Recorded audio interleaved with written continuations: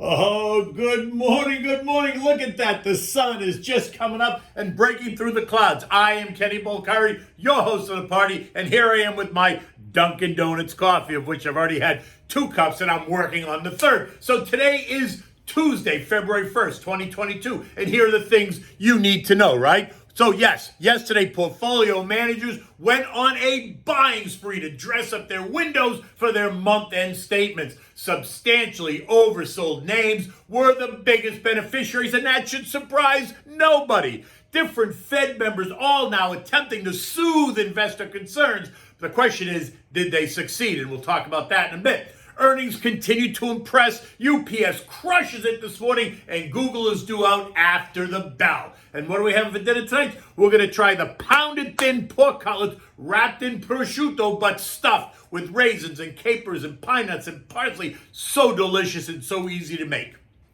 Okay, so look. The buy the dippers came back strong yesterday, right? Just as I discussed in yesterday morning's note, the window dressing, month-end window dressing was going to take place, and it was alive and well. Stocks rallied hard all day long, and by the time the closing bell rang, the Nasdaq and the Russell proved to be the winners, both rising better than 3%, and that makes complete sense.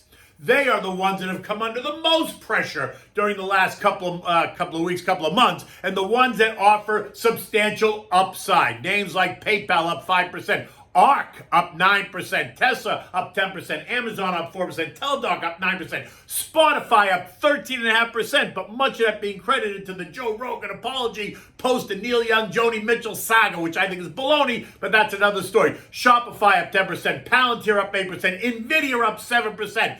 And the list goes on. Much of the stunning moves are a direct result of these same names coming under enormous pressure over the past 4 months as the great repricing continues. Repricing that is directly credited to the coming expected moves by the Fed and other global central banks. But if you think the volatility is over, you must think again. And while we see a bit more to the upside, I still think that we're going to test the lows put in on January 24th, right? So the day the market felt like it was convulsing, the day that there was lots of internal damage done to the markets. That being said, making a bottom is a process, and it is not done in 1 or 2 days. In any event, by the time the bell rang yesterday, the Dow advanced by 400 points or 1.2%. The S&P was up 83 points, almost 2%. The Nasdaq by 470 points, 3.4%. The Russell gained 60 points or just over 3%, while the transports ended the day higher by 1.5%, gaining 225 points. All kinds of contradictory commentary coming from all ends of the spectrum.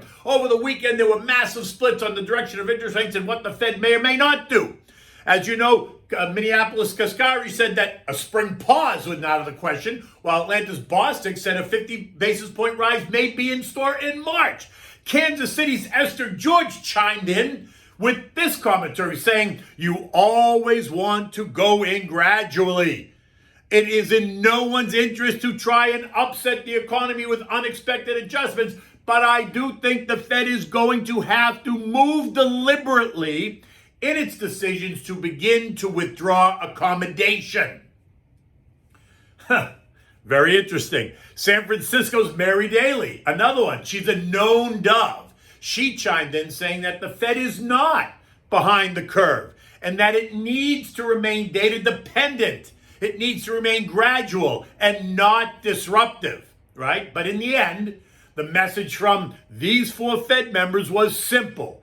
They will all back interest rate increases that do not disrupt the economy as they try to soothe investor nerves. That makes sense, right? I can understand they don't want to disrupt it.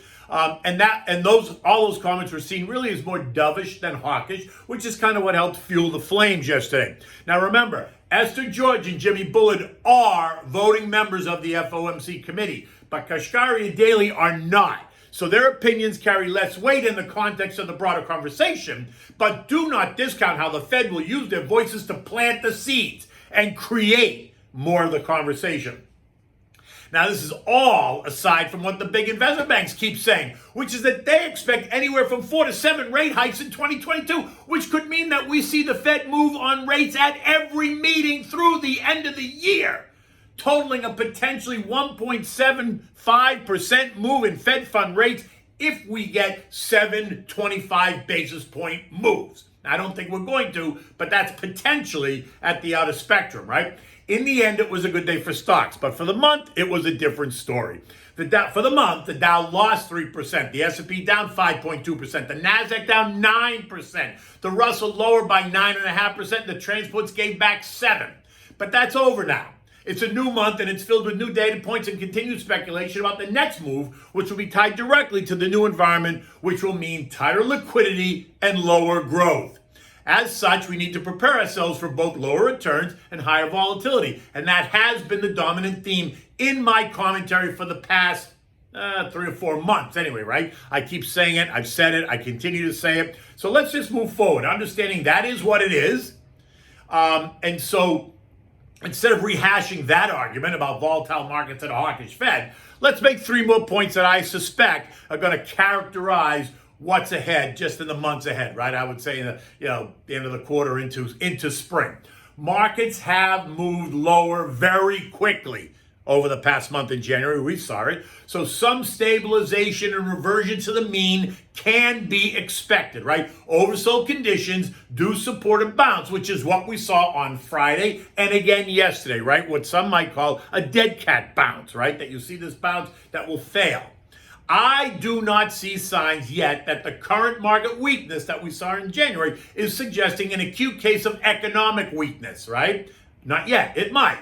And that is going to could allow the correction to be shorter and shallower than otherwise would be. But if the Fed does become more hawkish than what the market expects, then I reserve the right to change my mind. And the market is now expecting 5 hikes as per the Fed Fund future. So that's different from what the investment banks are saying. So we're somewhere in there, right? I remain in the camp of value over growth for at least the first 6 months as we navigate the road ahead. Investors should expect this to be choppy, low return environment to continue as this new phase of tighter liquidity begins. Look, market action is not bad enough yet to spark the Fed to pivot to a more accommodative stance. Although Kashkari did say it was possible, but high inflation does put the Fed between a rock and a hard place. Are they expected to stabilize markets, or are they expected to fight inflation? Are they willing to let the broader market, defined by the S&P, correct even more? What's their pain point? Is it 10%, 15%, 20%, fall in the S&P?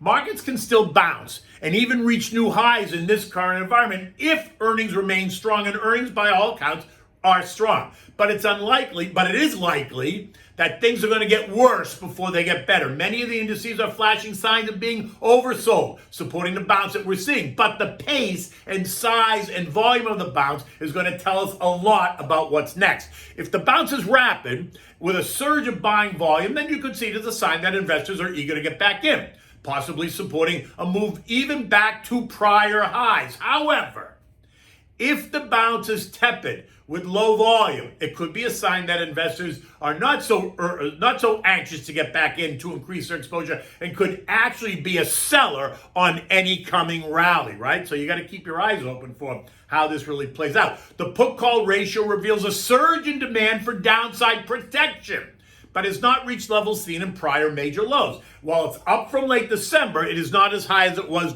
certainly during the COVID meltdown of 2019. But it is something to keep your eyes on. And this can also be seen by looking at the VIX, which is the fear index, which spiked in mid-January but has since retreated a bit, suggesting that the fear experienced by investors is waning, supporting the move higher. But it is still elevated and could easily turn higher again, causing stocks to test lower, which I think is what's going to happen.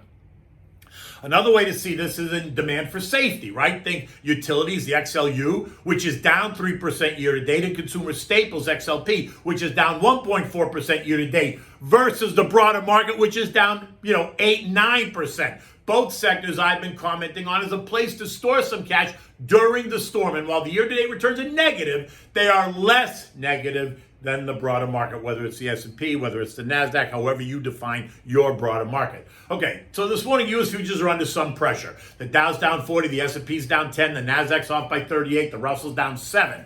Russia-Ukraine continues to simmer on the back burner, and that's driving oil even higher. West Texas Intermediate is now trading above $88 a barrel, with predictions of a swift spike to 100 if the confrontation turns into reality. The 10-year Treasury is yielding 1.78% as it continues to churn right here. But the next move is up. The market action is going to be determined by just how swift that move up is, right? If we jump from 1.78 to 2% in a swift move, then expect the market to kind of shake a little bit. If it does it gradually, then maybe not so much. Eco data today includes the market U.S. manufacturing PMI of 55 bullish, construction spending plus 0.6% bullish, ISM manufacturing 57.5 bullish, right? If they all come in as expected. Tomorrow brings us the ADP employment report with expectations of an increase of 184,000 new jobs, while Friday brings us the NFP report, which the administration is already positioning itself for a weaker report, trying to spin the negative as a positive if they get out in front of it, right? In the event that it comes in negative, because I told you yesterday, they range from minus 150 to plus 200. Earnings are going to continue to drive the micro commentary, and as we expect results today from about 20 names, this morning we've already seen beats in tech, Stanley Works, ENTG, UPS, and Pulte Homes. After the bell, we're going to get results from GM, Starbucks, Gilead, AMD, PayPal, and the mother of them all, Google. European markets are all up 1% this morning across the board. Monetary policy decisions due out from the Bank of England and ECB later this week, and that's going to help shape investor reactions. Earnings are going to continue to drive the individual action, while the Russia-Ukraine situation is going to continue to drive the geopolitical conversation. Eurozone GDP slowed in the fourth quarter, rising only 0.3%, causing some concern about what the ECB is going to say later in the week. At 7 o'clock this morning, all markets were up better than 1%, 1.2% kind of across the board. Bitcoin this morning is trading at 38,500. Ethereum is trading at 2,750. Both up a bit over where they've been recently, but they do remain in a cautious pattern. Bitcoin is trading in the 30,000, 43,000 trading range, while Ethereum is in the 2,300, 3,300 trading range. I'm not doing anything right now with either, right? I'm not adding, but I'm not subtracting. I need to see more clarity, so I'm just sitting tight with my cryptos. The S&P closed last night at 45.15, rising 83 points or nearly 2%, setting it up and through the resistance at 44.36, which is the 200-day moving average. It is now in the 44.36, 45.70 trading range. I'm still in the camp that we have to test the lows on January 24th, which is 42.22, before this is over. Just to be clear, there was a lot of technical damage done to the markets, so it's going to thrash around until we get more clarity. And like I said yesterday, the Fed holds the key right now, and what they say does matter, but what investors hear is actually what's going to drive the action and will be more important to investors. In any event, what do we have for dinner tonight? So I'm going to give you these pork cutlets wrapped in prosciutto, but stuffed with raisins and capers and pinoli nuts and parsley, sauteed in butter and then baked in the oven. So for this, you need the pine nuts, the raisins, which you're going to plump up in hot water so they get nice and pumpy. Capers, which you're going to rinse and soak in cold water. Finely grated ground Padano cheese, chopped leaf parsley, butter, chopped garlic, salt and pepper. You need the pork cutlets pounded thin. You need prosciutto, and naturally you're going to need salt and pepper. All right, so you want to heat your oven, 475 degrees. Just turn it on, get it ready for when you need it, right? Now, chop the pine nuts. Add the raisins and the capers. Mix that all well. Add in the grated cheese and the chopped parsley. Mix it all together. Set it aside, and then season the cutlets with salt and pepper. In a non-stick frying pan, right? You're going to melt butter, a little bit of splash of oil so the butter doesn't burn. You're going to throw in the sliced garlic and you're going to saute it over the medium heat. Now you're going to add in the seasoned cutlets, right? Just flat. Cook no more than 2 minutes per side. You just want to cook them quick. Now take them off the heat. Now you want to dress each cutlet with the cheese mixture. Roll it up and then wrap a slice of prosciutto around it and then secure it with a toothpick so that it holds together. Take these and place them in a baking dish. Take the butter from the pan, pour it all over, and then put it in the oven.